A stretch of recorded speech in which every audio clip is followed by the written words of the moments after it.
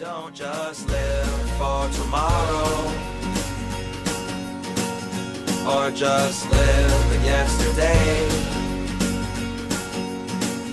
Just be glad for all you have that's in today. And though you've come through many obstacles. Hey everyone, Connie here, and welcome to my blind reaction to Bob's Burgers, episode 4. So, last time we had vegans, and a cow that was just kind of there and then ended up dying of a heart attack at the end. It was weird. It was pretty weird. But, it's taken care of, so I guess that's all that matters. And in the end, Bob and the family had some issues, but didn't let the vegans basically make them feel guilty about eating meat and everything, and just acknowledge that you can both love animals and eat meat. So, yeah. Don't know what's going to happen in this episode. Don't know what to expect, as always. It is one of those episodic shows, so it's kind of hard to get a grasp on that kind of thing. But we'll see. We'll see. Yeah. I don't really even have any wishes for this series yet, because it's just, it's too early on. But I guess a couple things maybe that I would like to see is I want to see more, like, absurd kind of plots, like episode 2. Like, episodes 1 and 3 were very basic, I guess. They were okay. It's like what you would expect from a show like this. And I want things that kind of switch that up a little bit. Not necessarily every time, but often enough. I also want some of the other characters to have, like, a lot more focus, whether it be members of Bob's family or just side characters in this world.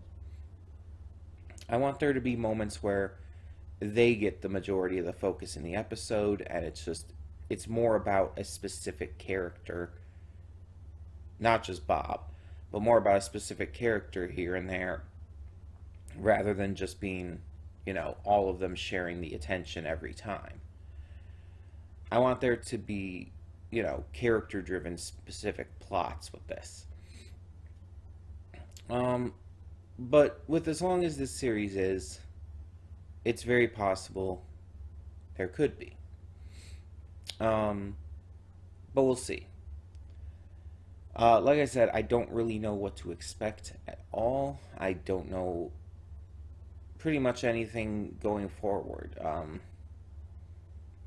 Mostly just because, even though I've heard people talk about this a little bit here and there, and even though I've seen a couple clips and stuff before ever checking this out, those clips were, like, so out of context, and I don't remember pretty much anything from them. So it's like nothing really stuck in my head that much.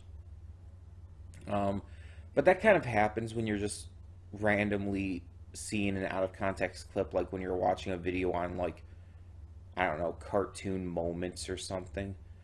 And it's like, oh, you're just kind of, like, barely paying attention to that part because you haven't seen the series. So it's like, yeah, it's one of those occasions where, of course, I'm not going to remember it, but I don't know. But yeah, I'm definitely interested to see more of what this has to offer, so let's just get this going and hope for the best. When the screen fades to black, pause this redirect and go to the description below. Follow the link to the reaction, and after you watch it, come back here to the redirect and resume play. Because after it fades to black and then fades back in, everything from that point forward will be my afterthoughts and will contain spoilers to the episode. So, that being said, thank you so much for tuning in, and I'll see you at the reaction. Okay, and we are back, and we'll begin with spoilers in 3, 2, 1, now. So according to this, Capoeira is a Brazilian martial art that combines elements of dance, acrobatics, and music. It was practiced by enslaved Africans in Brazil at the beginning of the 16th century, and it is known for its acrobatic and complex maneuvers, often involving hands on the ground and inverted kicks. Obviously, what they showed in this episode was a very simplified version of it. If you've ever played or seen anyone play the video game Tekken, which is a fighting game that utilizes many different forms of martial arts for its characters. If you've ever seen anyone play that, you'll have possibly seen someone use the characters of Eddy, Gordo, or Christie, Monteiro, who use capoeira. And there's a lot more to it than just like moving around and occasionally like doing a flip or whatnot. We get to see a little bit of it by the end with like Gyro grabbing Bob with his legs and like flipping him over and everything. The ponytail thing is like a weird addition. It's like, what are you doing? I think that one was just meant as a joke though, just because he has a ponytail.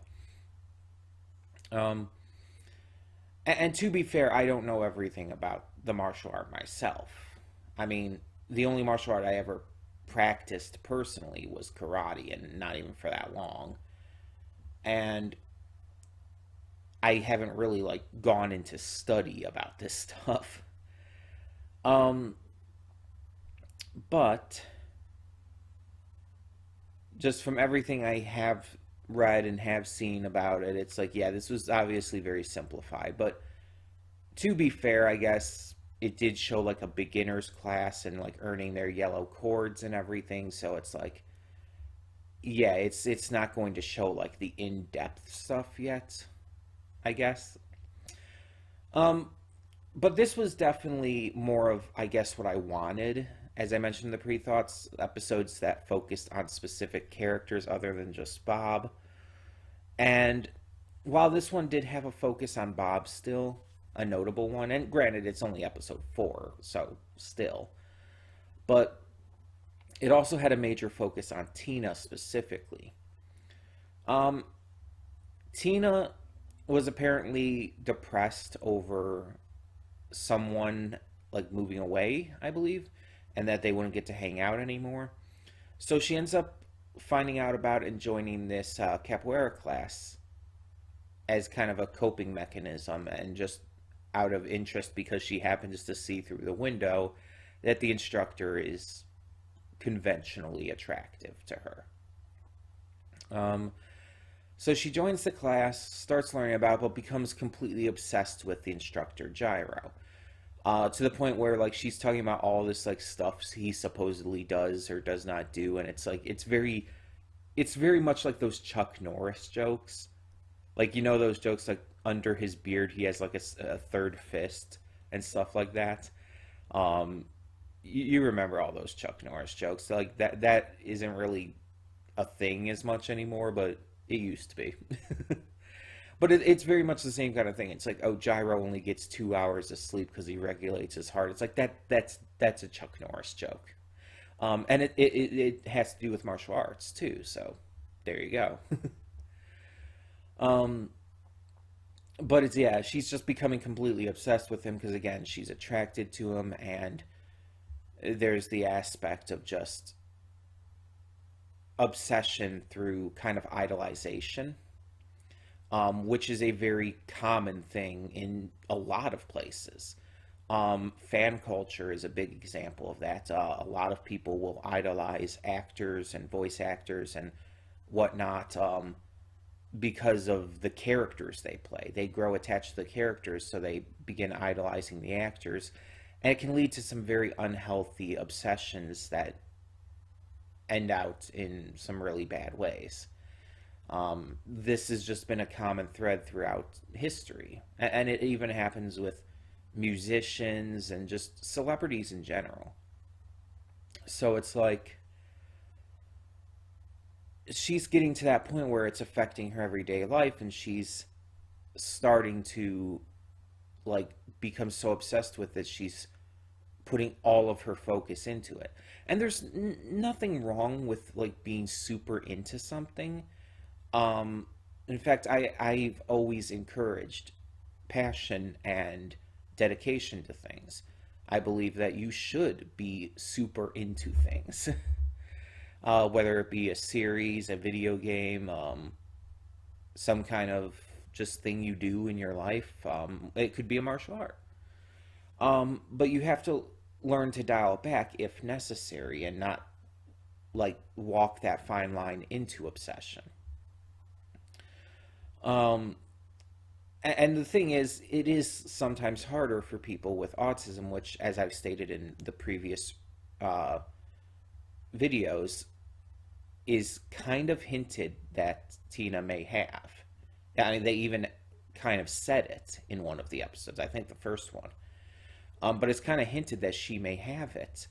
And there are definitely some signs that definitely can connect to autism. So it is sometimes harder to keep yourself from crossing over that fine line from passion to obsession. Speaking from experience, um, as someone who is autistic. So yeah, um, Tina is a very likable character, though, and this episode definitely makes that very clear because you definitely side with her in this, for a lot of reasons. Even though there is that obsession aspect, like she doesn't take it too far to where it's really creepy or really weird or really like even frightening to a degree. She never takes it that far. Um, Instead, the episode focuses on telling you that Bob is the one kind of more in the wrong here, because Bob is also obsessed. He is obsessed over having his daughter basically stay by his side for her entire life. It's one of those kind of things where he doesn't want to lose her, where he's afraid that she's going to grow up and leave his side at some point, which I guess a lot of parents probably do feel, of course. But